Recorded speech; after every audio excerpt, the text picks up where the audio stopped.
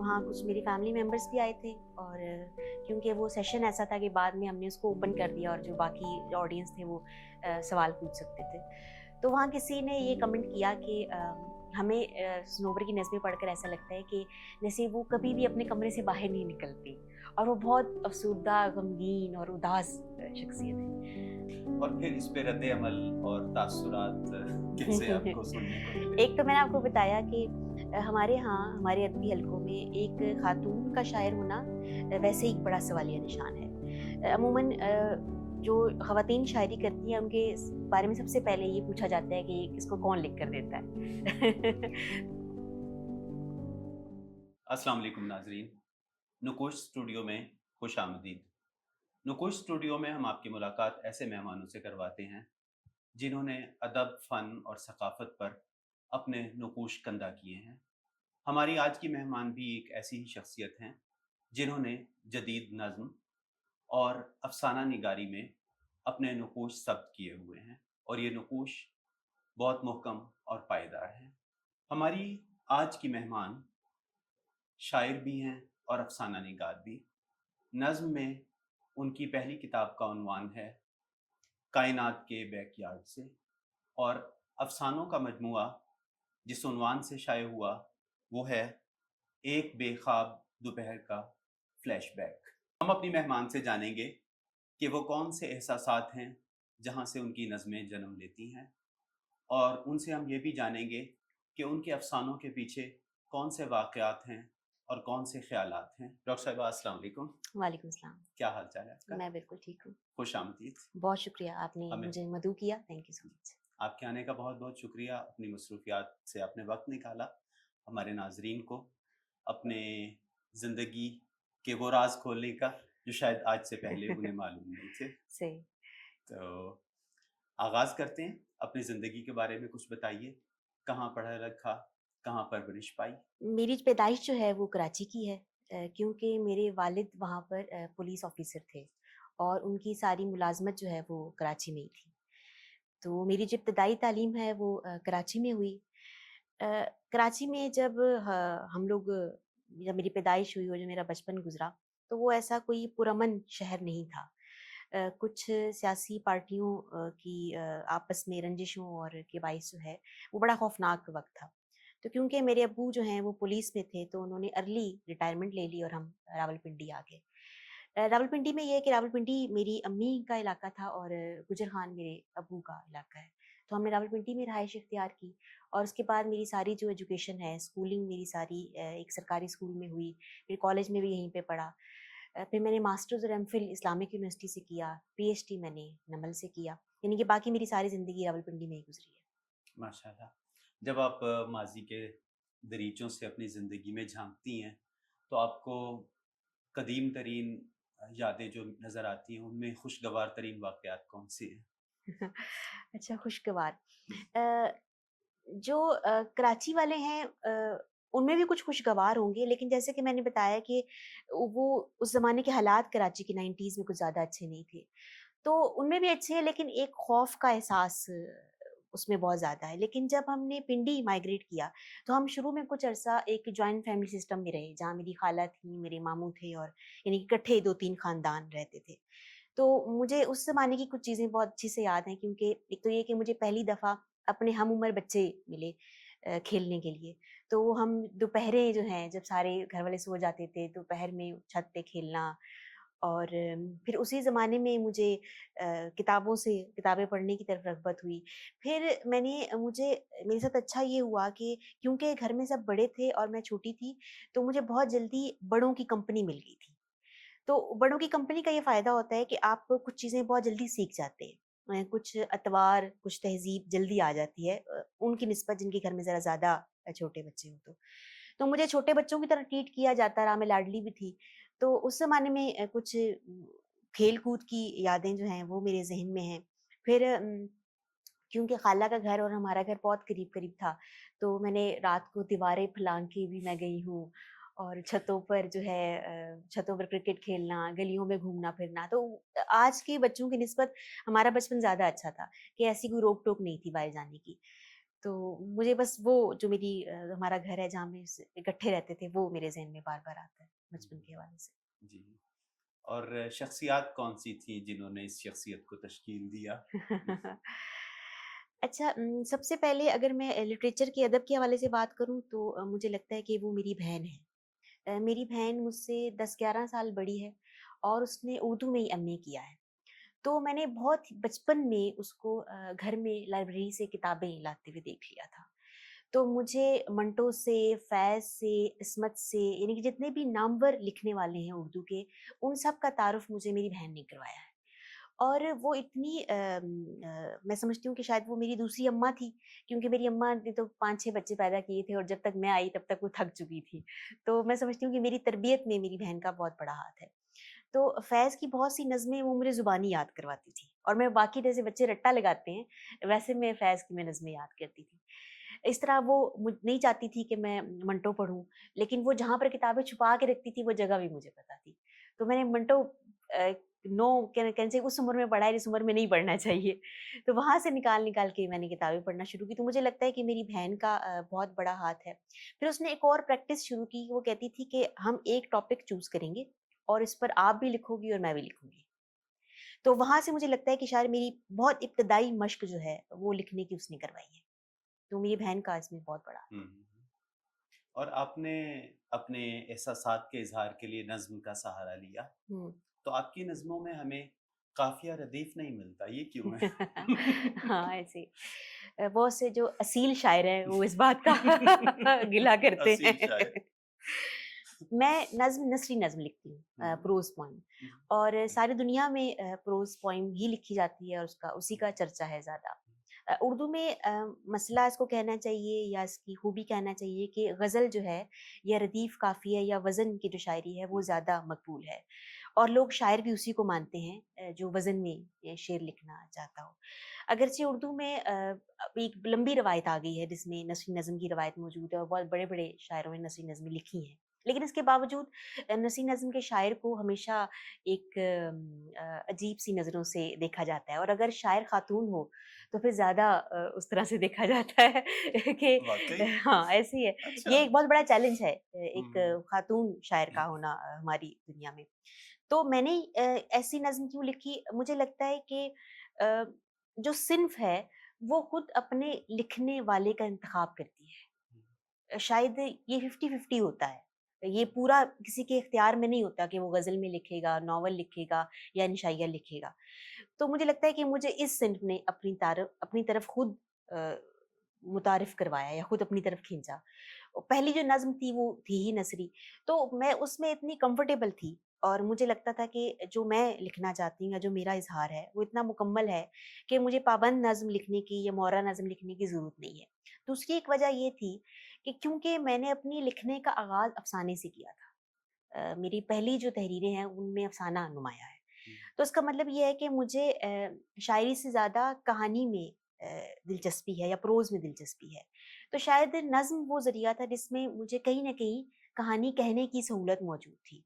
मैं वैसे ही मंज़र या जुज़ियात बना सकती थी जैसे कि लोग अफ़साने में या कहानी में बनाते हैं। ग़ज़ल में या पाबंद नज़्म में ज़ाहिर है आप थोड़े से कंट्रोल्ड हो जाते हैं। तो ये सिर्फ़ मेरे लिए आसान थी, तो इसलिए मैंने इसको मुंतखब हुँ। और फिर इस पे रद्द-ए-अमल और तासुरात कैसे किया। आपको सुनने को मिले? एक तो मैंने आपको बताया कि हमारे यहाँ, हमारे अदबी हलकों में एक खातून का शायर होना हुँ, वैसे ही एक बड़ा सवालिया निशान है। अमूमन जो ख़वातीन शायरी करती हैं, उनके बारे में सबसे पहले ये पूछा जाता है कि इसको कौन लिख कर देता है? फिर अगर शायरा मेरी जैसी हो, जो नस्री नज़्म लिख रही हो, तो फिर तो उसको एक आराम से जो है ना, उस वाले खाने में रख दिया जाता है, जहाँ पर लिखा होता है कि नॉन शायरा। हुँ, हुँ, तो एक तो ये है कि मुझे नहीं लगता कि मुझे एज़ अ शायरा लोग एक्सेप्ट करते हैं, लेकिन अगर कुछ करते भी हैं, लेकिन ये अच्छी बात है क्योंकि मेरी पहली किताब को जो रद्द-ए-अमल मिला वो बहुत अच्छा था और इस हवाले से मैं मुतमईन भी हूँ। लेकिन होता ये है कि ज़ाहिर है कि आप जब लिख रहे होते हैं, तो आप बहुत से लोग ऐसे हैं जो अपने ऑडियंस को सामने रख कर लिखते हैं।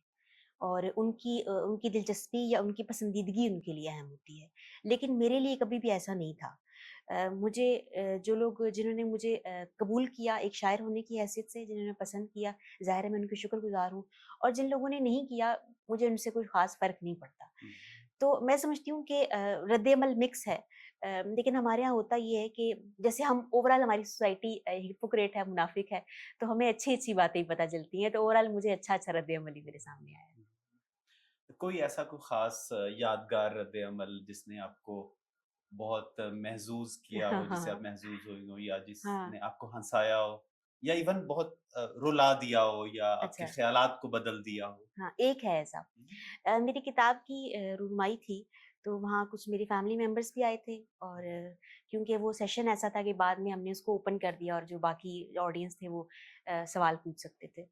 तो वहाँ किसी ने ये कमेंट किया कि हमें सनोवर की नज़्में पढ़कर ऐसा लगता है कि जैसे वो कभी भी अपने कमरे से बाहर नहीं निकलती, और वो बहुत अफ़सुर्दा, गमगीन और उदास शख्सियत है।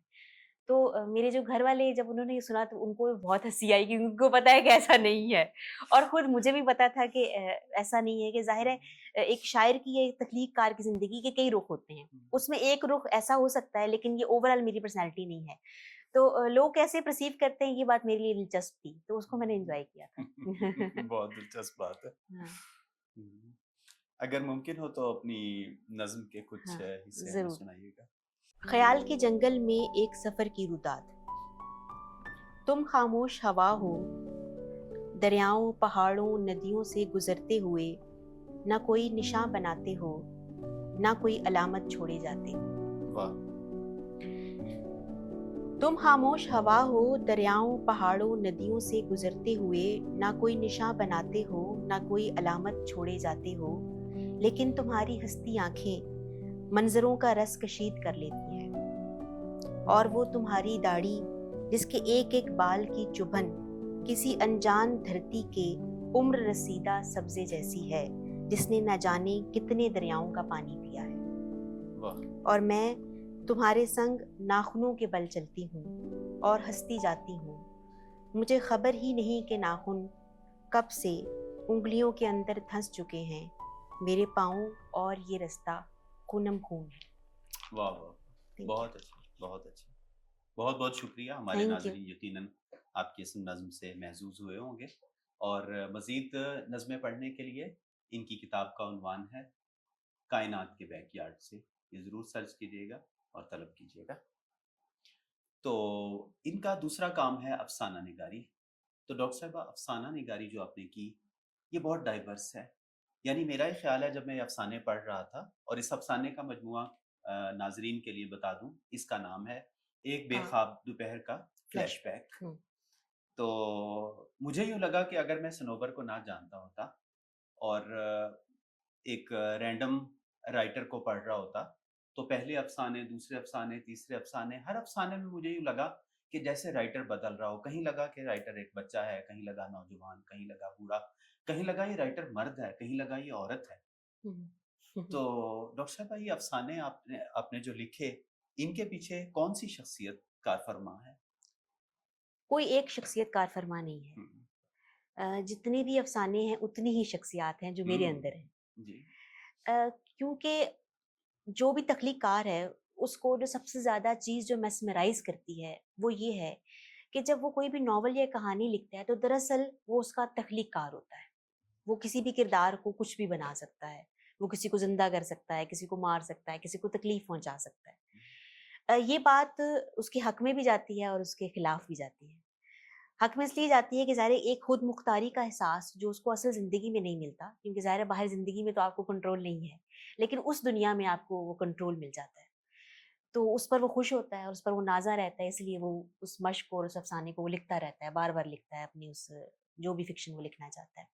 और नुकसान ये है कि ज़ाहिर है कि फिर उसकी अपनी जो शख्सियत है वो उन अफ़सानों में, जैसे आपने कहा, वो गुम हो जाती है कि वो कहाँ पर है। तो ये, लेकिन उसको शायद एक लिखने वाले के लिए ये फ़ायदे की बात है कि जो पढ़ने वाला है वो खुद उनको उस अफ़साने में ढूँढे कि वो कहाँ पर मौजूद है। लेकिन शायद वो कहीं पर भी नहीं होता और हर जगह होता है। मेरे बहुत से वाह! अफ़साने ऐसे हैं, मुझे याद है कि जिनको जब मैं अपने ज़हन में जिनका प्लॉट बना रही थी, तो मैं खुद कई-कई घंटे बहुत ज़्यादा मुझे रोना आया शिद्दत जज़्बात से। लेकिन वो सिर्फ़ पहली दफ़ा हुआ। जब बाद में मैंने लोगों को सुनाया, जब वो लिखा तब उसके अंदर बिल्कुल वो एहसास नहीं था।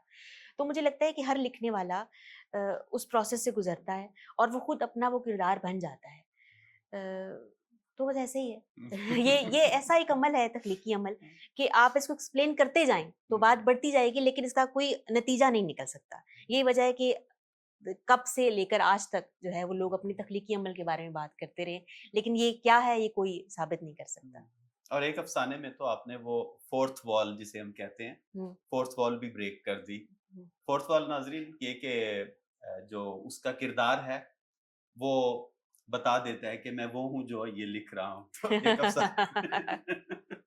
हाँ, वो हाँ, भी ब्रेक होती नज़र हाँ। आती है। निहायत दिलचस्प। तो इन अफ़सानों पे फ़ीडबैक कैसा था? कैसे रद्द-ए-अमल मिले? कैसे तासुरात मिले?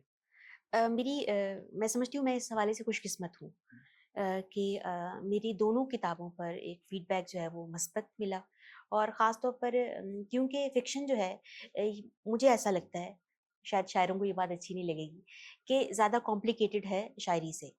क्योंकि पूरा जुमला लिखना है, उसकी जुज़ियात बनानी है, उसमें लॉजिक की ज़्यादा ज़रूरत होती है कि आपने फ़लाँ वाक़या जो वक़ूअ पज़ीर किया है, उसके पीछे आपने क्या बेस बनाई है या नहीं, ये अचानक से कैसे हो गया? तो मैं खुद बहुत ज़्यादा खौफ़ज़दा थी इस हवाले से। फिर ज़ाहिर है कि जुमले का कंस्ट्रक्शन जो है, उसकी फ़ॉर्मेशन जो है, क्या वो ठीक है, वो सब कुछ। तो लेकिन मैं मुतमईन हूँ कि मुझे एक अच्छा रिस्पॉन्स मिला और मैं खुद जो मेरा सफ़र अभी तक है, मैं समझती हूँ कि ये अभी तक का बेस्ट है।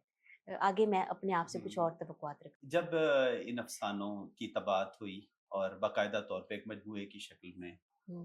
ये अ, सबके सामने अ, आ गए, तो उस वक़्त आपकी क्या महसूसात थे और क्या आपने सोचा? ये अफ़साने पिछले कोई 10-15 सालों में लिखे गए हैं। जी। तो हर अफ़साने के साथ मेरी जो एफ़िलिएशन है, वो और तरह की है। ज़ाहिर है कि वो अक्सर अफ़सानों में कोई 6 महीने का गैप भी है कि 6 महीने बाद मैंने एक अफ़साना लिखा, फिर 6 माह बाद मैंने वो लिखा। तो उस वक़्त मैं किस सिनेरियो में थी वो डिफ़रेंट है। तो इन अफ़सानों के साथ मेरी याद भी वाबस्ता है। मुझे याद है कि उसमें कुछ अफ़साने ऐसे भी हैं जो मैंने सिर्फ़ इसलिए लिखे कि मैं अपने जो मेरे दोस्त हैं मैं उनको मुतासिर कर सकूँ कि देखिए मैंने क्या अज़ीम अफ़साना लिखा है। ऐसा वाह! होता ही है जब आप शुरू-शुरू में लिखना शुरू करते हैं। तो जब मैंने वो छप के वापस आए तो मुझे याद आया कि अच्छा जो मेरे जो दोस्त थे उनके कैसे चेहरे जो है वो फटे के फटे रह गए थे कि वाह! ये अब क्या मैंने लिख दिया। तो वो जो सुभान जो अल्लाह। शुरू में जो एक सरशारी का एहसास है एक इब्तिदाई हुँ, तख्लीक़कार के लिए, हुँ, कुछ अफ़सानों के साथ वो बस वाबस्ता है। तो वो बहुत ज़्यादा है। फिर कुछ अफ़साने ऐसे हैं जिनमें मैंने बहुत बोल्ड स्टेप्स लिए हैं। मैं समझती हूँ कि उससे पहले हमारे यहाँ जो बोल्ड लिखने वाली उनमें इस्मत हैं, वाजदा हैं। लेकिन किसी ने बहुत इन चीज़ों को शायद इस तरह से नहीं लिखा जैसे मैंने लिखा है। तो उसमें मुझे अपनी बहादुरी पर और उस स्टेप पर मुझे उसपे खुशी हुँ, थी। यकीनन। हाँ, तो ये हुँ। अच्छा एक तजुर्बा रहा। ये जो आपने कहा कि अफ़सानों के पीछे तख़य्युल होता है, इससे तो हम बिल्कुल सहमत हैं कि हुँ, बिल्कुल तख़य्युल होता है। लेकिन ये सब कुछ तो तख़य्युल नहीं होता, कुछ हुँ, सच्चे वाक़यात भी होते हैं। हाँ, तो कोई ऐसा वाक़या जो आपके किसी अफ़साने के पीछे हो और आप हुँ। हमसे मेरा शेयर एक करना अफ़साना चाहेंगे? है हम जो रोशन सी राहों में मारे गए। जी। अच्छा ये अफ़साना ख़ास उस अरसे का है जिसमें एक ख़ास पॉलिटिकल पार्टी जो है हमारी उसकी बहुत शोहरत थी और इलेक्शन होने वाले थे। और बच्चा-बच्चा गली में जो है वो उसके हक में नारे लगा रहा था। इवन मैं भी उस हवाले से बहुत पुरजोश थी।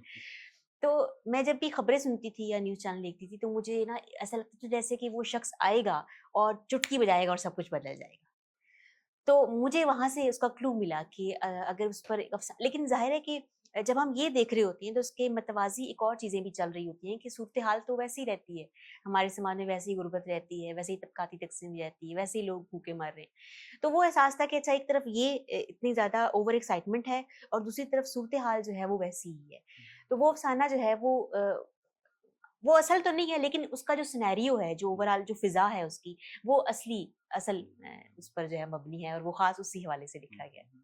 इब्न सफ़ी के बारे में कहा जाता है कि उनका दिमागी तवाज़ुन दुरुस्त नहीं रहा चूँकि उनके अपने लिखे हुए किरदार उन्हें आके हॉन्ट करते थे। हाँ, हाँ। इमरान और जूलिया उनके अच्छा, इर्द-गिर्द अच्छा। घूमा करते हाँ, थे, सही। सीक्रेट सर्विस उनके सही इर्द-गिर्द इमरान घूमा सीरीज़ वाले। करती थी, इमरान सीरीज़ वाले। तो कभी आपके किरदार भी आपके ख्वाबों में, आपके ज़िंदगी में यूँ आगे-पीछे कभी आते महसूस होते हैं? मुझे लगता है कि ये तब तक होता है जब तक वो अफ़साना या जो भी आप कुछ लिख रहे हैं वो मुकम्मल नहीं हो जाता। जब तक वो मुकम्मल नहीं होता तो बार-बार उस किरदार की कोई न कोई नई शक्ल या कोई न नई आवाज़ या नया मुकालमा आपके ज़हन में चलता रहता है, आपको गुदगुदाता रहता है।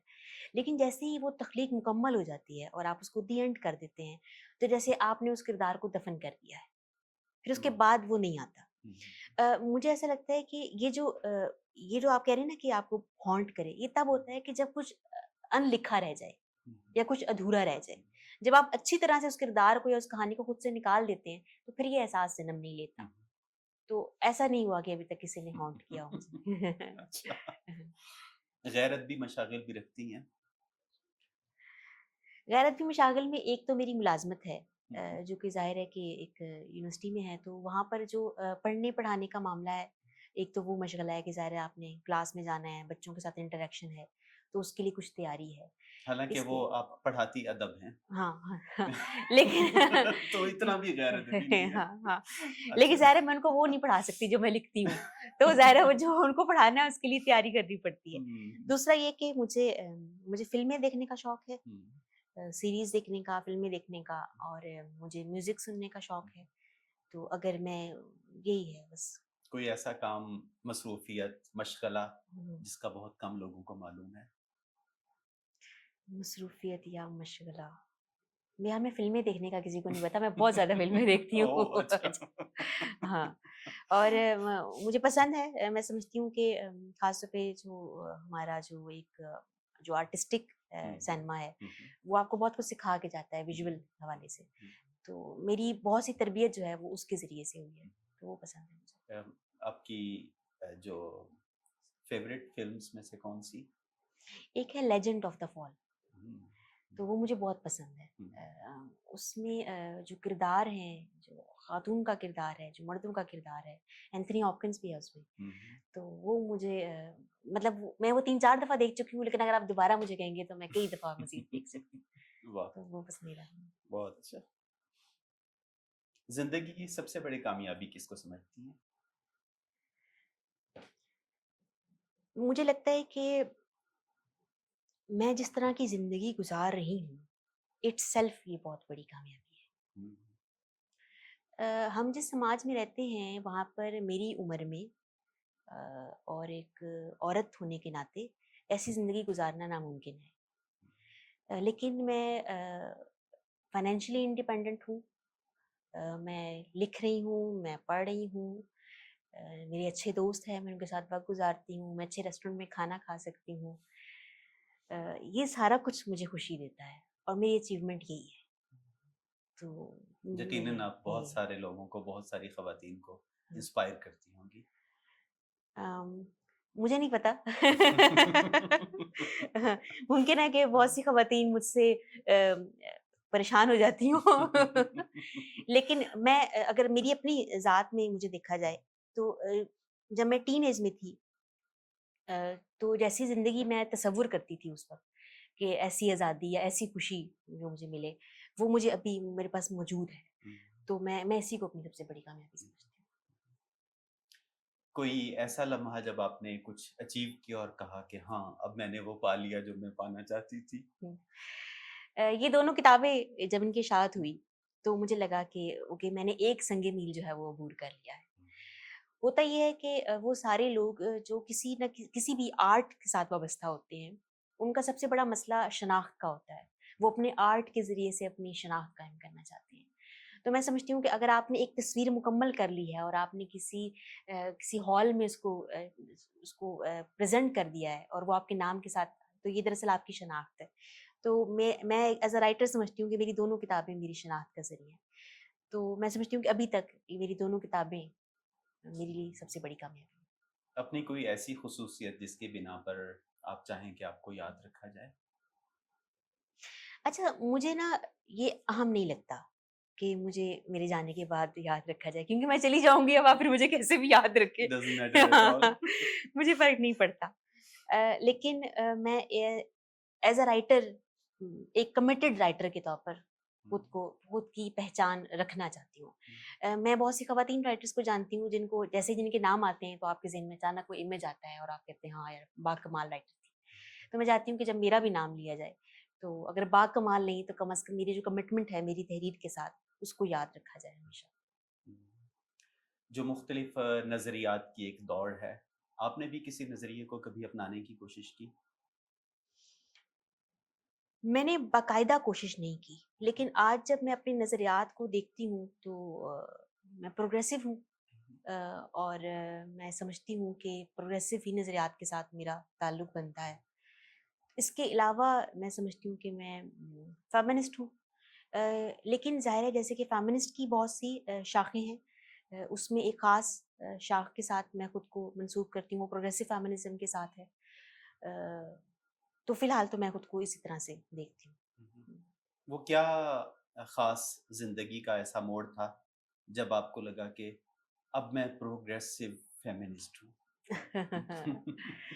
देखिए कोई भी मैंने अपनी ज़िंदगी में ये सीखा है कि हर चीज़ जो है वो अपने प्रोसेस में बनती है। एक सुबह उठकर आप नहीं कह सकते कि now you are progressive feminist ऐसा ऐसा नहीं नो, होता। नेवर। ये भी जो है वो प्रोसेस में आता है। जब आप अपने लिए अपनी शऊरी तौर पर खुद को बेहतर बनाने की कोशिश कर रहे होते हैं, अपने ख़यालात में बेहतरी ला रहे होते हैं, उन चीज़ों को नए ज़ाविये से देख रहे होते हैं, तब आपको पता चलता है कि अच्छा हम इस रास्ते पर निकल खड़े हुए हैं। जैसे अगर मैं ये समझती हूँ कि हर औरत को माशी तौर पर इंडिपेंडेंट होना चाहिए, तो ये प्रोग्रेसिव है, ठीक है? अगर मैं ज़्यादा समझती हूँ कि उनको बराबर की तालीम का, सेहत का हकूक़ हासिल होना चाहिए, तो ये प्रोग्रेसिव फेमिनिज़्म है, ठीक है? तो ये सारी चीज़ें एक प्रोसेस में मैंने सीखी हैं, एक कोई अचानक से कोई इंकशाफ नहीं हुआ मुझ पे। कौन है जो इस नज़रिए के साथ आपको इंस्पायर भी करती हैं? अ, बहुत से लोग हैं। हुँ, जैसे सबसे पहले अगर मैं लिटरेचर से बात करूँ तो अ, मुझे फ़हमीदा रियाज़ हुँ, बहुत अच्छी लगती हैं, बहुत हॉन्ट करती हैं। सिर्फ़ उनकी शायरी नहीं उनकी जो शख्सियत है, उनकी जो तहरीर व तकरीर है और उनकी जो शख्सियत है और जो उनका अपीयरेंस है, वो मुझे ऐसा लगता है कि अगर हमारे यहाँ अदब में कोई ख़ातून ऐसी है, जो तरक्की पसंद शायरात के हवाले से तो वो फ़हमीदा रियाज़ है। और ज़ाहिर है कि हर इंसान की ज़िंदगी में नज़रियात में तब्दीली भी आती है। कोई ऐसा नज़रिया, कोई ऐसी सोच जो कभी आपको बहुत अज़ीज़ थी, लेकिन वक़्त गुज़रने के साथ आपको लगा कि नहीं अब ये नहीं चलेगी? हुँ। जैसे कि मैंने ये कहा कि हर चीज़ प्रोसेस का हिस्सा होती है। मैं खुद को अभी भी प्रोसेस का हिस्सा समझती हूँ। आज से अ, 4 महीने बाद या 1 साल बाद मुमकिन है मैं ये ना हूँ जो मैं आज हूँ, जो आप अभी इस नोबेल टाफ का इंटरव्यू ले रहे हैं। लेकिन कुछ चीज़ें ऐसी हैं जैसे कि हमारे यहाँ एक माबादुत तबियाती या मेटाफिज़िकल जो हमारे अकायद होते हैं या बिलीव्स होते हैं, वो हमारी ज़िंदगी में बहुत ज़्यादा अहम किरदार अदा कर रहे होते हैं। तो जब आपके अंदर उसकी वाली तशकीक पैदा होती है और आप सवाल करना शुरू करते हैं, तो हल्के से मुतज़लज़ल होते हैं और आपकी ज़िंदगी एकदम से बदल जाती है। एक तो मैं ये समझती हूँ उसने ज़्यादा अहम किरदार अदा किया।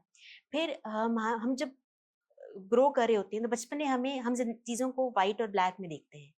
हमें ग्रे एरियाज़ का पता नहीं होता, लेकिन जब हम प्रैक्टिकल लाइफ़ में जाते हैं, तो पता चलता है कि अ, सारी दुनिया ग्रे एरियाज़ में बटी हुई है। तो उसने मेरी आँखें खोल दी थी एक दफ़ा, जब पता चला कि अच्छा ये गुनाह ऐसे नहीं है और ये खैर नहीं है, ये शर नहीं है, या ऐसा नहीं होता। तो ये एक ऐसा मखमसा है जो अभी तक जारी है और इसी ने मुझे लगता है तब्दील वाह! किया है। आपने बहुत खूबसूरत जवाब दिया, बहुत। Thank you. हाँ, ज़िंदगी की सबसे बड़ी नाकामी और उसने आपको क्या सिखाया? मुझे लगता है कि मैंने बहुत देर की है, बहुत सी चीज़ें सीखने में। जब मैं बाकी लोगों को देखती हूँ तो मुझे लगता है कि मतलब होता है ना हालाँकि जो टाइम ज़ोन है वो हर किसी का अलग-अलग होता है, आपका अलग होता है, मेरा अलग है और हम सब अलग अपने-अपने टाइम ज़ोन में चलते हैं। लेकिन मुझे लगता है कि जो मैंने आज अचीव किया है, वो कोई 7-8 साल पहले मुझे ये किताबें पढ़ लेनी चाहिए थी, मुझे ये लिख लेना चाहिए था, मुझे ये समझ लेना चाहिए था। लेकिन शायद मेरी सुस्ती की वजह से वो नहीं हो सका, तो वो मुझे नाकामी का एहसास उसके हवाले से रहता है, अदरवाइज़ और कोई नहीं। अच्छा पहनना या अच्छा खाना, हुँ, प्रायोरिटी क्या है? अच्छा पहनना है, अच्छा दोनों नहीं है। रियली? मैं बहुत ज़्यादा खाने की शौकीन नहीं हूँ। हुँ, अ, अच्छा अच्छा मिल जाए तो मैं अच्छा शौक से पहनूँगी, लेकिन वो भी ऐसा नहीं है कि मैं उसके लिए बहुत ज़्यादा एक्साइटेड हूँ। हुँ, ऐसे शॉपिंग की बहुत ज़्यादा मैं नहीं हुँ, हूँ, जैसे ख़वातीन अमूमन होती हुँ, हुँ, हैं। तो दोनों नहीं हुँ। है। क्या पहनना अच्छा लगता है? अम, उसमें ये है कि वक़्त के साथ-साथ मेरा एक स्टाइल बन गया। वो खुद ब खुद ऐसा बन गया जिसमें मुझे आसानी हो। तो अमूमन लोगों को लगता है कि शायद बाल कटवाना जो है वो फ़ैशन है। हालाँकि मुझे पता है कि ये इसलिए है कि मुझे इसमें आसानी है कि मुझे सुबह उठकर जो है वो उस तरह से ब्रश नहीं करना पड़ता। फिर हुँ, अगर आपके पास 2-3 रंगों की जीन्स है हुँ। और और कोई 5-6 कमीज़ें हैं, तो आप आराम से एक सीज़न निकाल सकते हैं। दुरुस्त। तो ये जो मेरी आसानी थी हुँ, वो शायद मेरा स्टाइल बन गया। हुँ, फिर मुझे मैं हील नहीं पहन सकती हूँ, हुँ। तो मुझे आसानी है कि मैं जॉगर्स पहनूँ। अच्छा। तो कुछ लोगों को वो जो है वो अनऑफ़िशियल लगता है और लगता है हुँ, कि ये एक प्रैक्टिकल लुक नहीं है, लेकिन मेरे लिए वो बहुत प्रैक्टिकल है क्योंकि हुँ। मुझे पता है मैं उसमें आसान मैं अपनी बेटर हाल्फ को ज़रूर रिकमेंड करूँगा कि पॉडकास्ट ज़रूर देखें। अच्छा ठीक है। तो इसलिए मुझे ये हुँ, अच्छा लगता है। बाकी एक चीज़ जो है जिस पर मैं खर्च करती हूँ पहनने के बाद, मुझे ज्वेलरी पसंद है। हुँ, तो वो ऐसी चीज़ है जिस पे मैं खुद को रोक नहीं सकती। हुँ, तो मेरे पास ज्वेलरी का एक अच्छा स्टॉक मौजूद है। हुँ। तो किस वो तरह की ज्वेलरी? एंटीक्स में। तो मेरे पास ख़ास तौर पे अब इस्लामाबाद में बहुत सी दुकानें ऐसी आ गई हैं हुँ, जहाँ पे अफ़गानी और इंडियन एंटीक ज्वेलरी मिलती है। तो वो मैं ज़रूर खरीदना पसंद वंडरफुल। करती हूँ। अगर आपको ये चॉइस दी जाए कि इस्लामाबाद की एक खूबसूरत शाम में हुँ, आप 3 मेहमानों को होस्ट करें हाँ, जिनके साथ आप अच्छा-सा खाना खा सकें और हाँ। अपनी पसंद के कपड़े पहन के जा अच्छा। सकें। तो हाँ, वो पसंदीदा 3 लोग कौन से होंगे? और हाँ। इसमें ये कोई कैद नहीं कि वो बक़ैद हयात हैं या वफ़ात पा चुकी हैं। अच्छा। अच्छा ऐसा है कि ये जो सवाल है इसमें हर फ़ील्ड में अलग-अलग लोग हैं। अच्छा। लेकिन ज़ाहिर है कि अभी क्योंकि मैं बतौर तख्लीकार आपके सामने हूँ, हुँ, तो 3 शख्सियात ऐसी हैं जिनसे मैं मुतासिर हूँ और जिनकी तरह मैं बनना चाहती हूँ। एक में एक फ़हमीदा रियाज़ हैं, जिनका मैंने पहले भी नाम लिया। दूसरी अरुंधति रॉय है वाह! और अरुंधति राय के एक्टिविज़्म के साथ-साथ मुझे उनके फ़िक्शन ने भी बहुत मुतासिर किया है। तीसरी समन दीवार है। मुझे लगता है कि ये वो 3 ख़वातीन हैं जिनके साथ अगर मैं लंच या डिनर करूँ तो वो मुझे कुछ न कुछ सिखा सकेंगी। या एक होता है ना कि कभी-कभी आपको एक डोर चाहिए होती है। कोई आपको पकड़ा दे कि अच्छा अब इस डोर के पीछे-पीछे चलो या इस रास्ते पे चलो। तो मैं उनसे पूरा डिनर जो है ना यही पूछूँगी कि मुझे बताएँगे मैंने क्या करना है? हाँ, गुड, अच्छा। गोया सीखने की तलब आप में बहुत ज़्यादा है। हाँ, हाँ, तो अगर आपको ये चॉइस दे दी जाए कि कल सुबह जब आप बेदार होंगी, हाँ। तो आप एक हुनर, एक महारत सीख चुकी होंगी जो आप हमेशा सीखना चाहती थी हुँ, लेकिन नहीं सीख पाई। वो महारत कौन-सी होगी? मैं सिंगर बनना चाहती वाह! हूँ। बहुत अच्छा। म्यूज़िक मुझे पिछले 5-6 सालों से ये इंकशाफ़ हुआ कि मेरी थेरेपी जो है वो म्यूज़िक है। चाहे मेरा दिन कितना भी बुरा गुज़रे और लेकिन एक गाना मुझे फ्रेश कर सकता है। फिर मुझे अंदाज़ा हुआ कि मैं इतना बुरा नहीं गाती, लेकिन आपने फ़रमाइश नहीं करनी मुझसे गाने की। तो इसे हम अगले एपिसोड के लिए उठा लेते ठीक है। हैं। लेकिन मेरी ख़्वाहिश है कि कभी मुझे मौका मिला तो हुँ, मैं ज़रूर सीखूँगी गाना। बहुत अच्छा। हुँ। कैसी गायकी पसंद करती हैं? मुझे क्लासिकल अच्छी लगती है, ग़ज़ल सिंगिंग मुझे पसंद है, हुँ, हुँ। तो मैं वही सीखूँगी। हम अब आहिस्ता-आहिस्ता उसी सवाल की तरफ जा रहे अच्छा हैं। जी हाँ। नहीं, आपके साथ बहुत दिलचस्प गुफ्तगू रही और हम इख्तिताम की तरफ चलते हैं। तो इख्तिताम से पहले 2 सवाल। जी। एक तो ये कि वो कौन-सा सवाल है कि आप चाहती हैं कि लोग आपसे पूछें लेकिन वो नहीं पूछते? अच्छा इसका ना इससे उलट सवाल है। हुँ, एक सवाल ऐसा है जो लोग मुझसे बहुत पूछते हैं, हुँ। लेकिन मैं उनको जवाब नहीं दे सकती। अच्छा।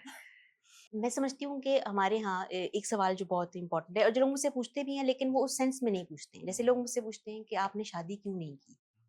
ठीक है? It's very personal. हाँ, हाँ। तो उसमें ये है कि मैं समझती हूँ कि ये मैं कहना चाहती हूँ लेकिन मुझे कभी ऐसा मौका नहीं मिला कि मैं इसको कर सकूँ। कि हमारे समाज में शादी को एक ऑप्शन के तौर पर नहीं देखा जाता और ये समझा जाता है कि अच्छा अगर किसी की शादी नहीं हुई तो वो बेचारा कोई बहुत मिस्कीन आदमी है, बेचारा से उसको नहीं मिला।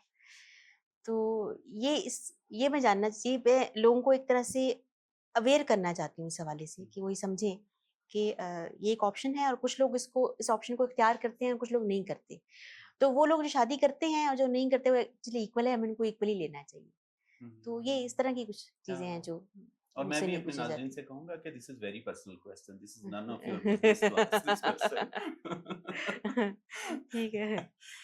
तो और दूसरा जो सवाल हम इख्तिताम से पहले पूछेंगे कि वो कौन-सा सवाल है जो आप समझ रही थी कि हम पूछेंगे लेकिन हमने नहीं पूछा? यही वाला सवाल था जो मैंने भी जवाब दे दिया नहीं, नहीं, ऐसा सवाल हमसे है। बिल्कुल तवक्को ना रखें। अच्छा। अच्छा। नहीं, मेरे ख़्याल में आपने सारा कुछ कवर कर लिया है। मेरा हुँ, जो एक जी। बचपन है और सारा कुछ वो कवर हो हुँ। गया। बहुत-बहुत शुक्रिया आपका, बहुत थैंक अच्छा यू सो सेशन मच। रहा। नाज़रीन, उम्मीद है आपको डॉक्टर सनोबर अल्ताफ़ के साथ हमारी ये मुलाकात पसंद आई होगी। हम ऐसी मुलाकातें और कई एक शख्सियात के साथ आपके साथ करवाते रहेंगे। तो अगर आप ये जानना चाहते हैं कि हमारे अगले मेहमान कौन हैं और उनसे हम कौन-से सवालात पूछने जा रहे हैं, तो नीचे दिए गए लिंक पर सब्सक्राइब कीजिए और अपना बहुत सारा ख़्याल रखिए। खुदा हाफ़िज़। डॉक्टर साहिबा, आपका बहुत-बहुत शुक्रिया। थैंक यू खुदा सो मच। हाफ़िज़। खुदा हाफ़िज़।